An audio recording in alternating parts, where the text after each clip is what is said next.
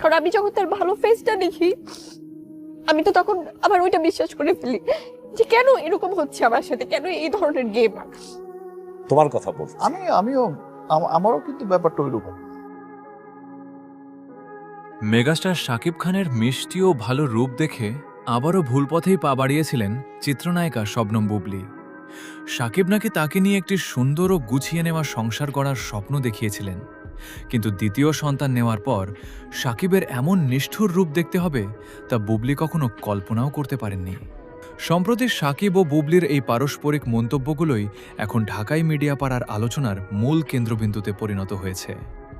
আমারও অনেক সময় কিন্তু এরকম অনেক ছাড় দিয়ে একেবারে ভালোবাসি বিধায় আমি কিন্তু তাকে যত্নে রাখার চেষ্টা করি। ভাইরাল হওয়া ভিডিওতে অঝরে কান্নার সুরে বুবলিকে বলতে শোনা যায় তিনি নাকি শাকিবকে অন্ধের মতো বিশ্বাস করেছিলেন, কিন্তু শাকিব তার সাথে আবারও এক নির্মম গেম খেলেছেন।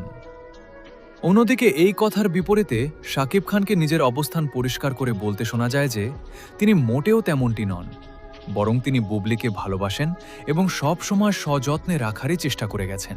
ভালোবাসি বিধায় আমি কিন্তু তাকে যত্নে রাখার চেষ্টা করি। এই পরস্পর বিরোধী বক্তব্য নিয়ে এখন নেটিজেনদের মাঝে চলছে তীব্র বাকবিতণ্ডা।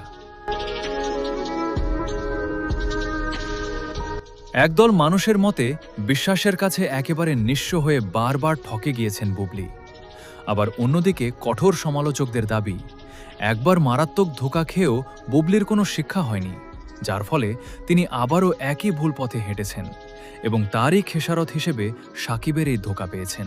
কিন্তু একটু গভীরভাবে খতিয়ে দেখলেই আসল সত্যটি বেরিয়ে আসে।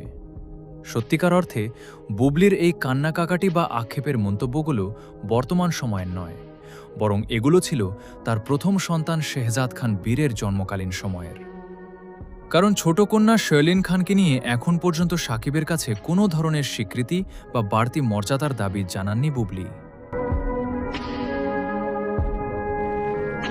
পুরনো সেই ঘটনার সাথে বর্তমান পরিস্থিতি মিলিয়ে ছড়িয়ে পড়া এই গুঞ্জনকে আপনারা কিভাবে দেখছেন জানিয়ে দিন কমেন্ট বক্সে।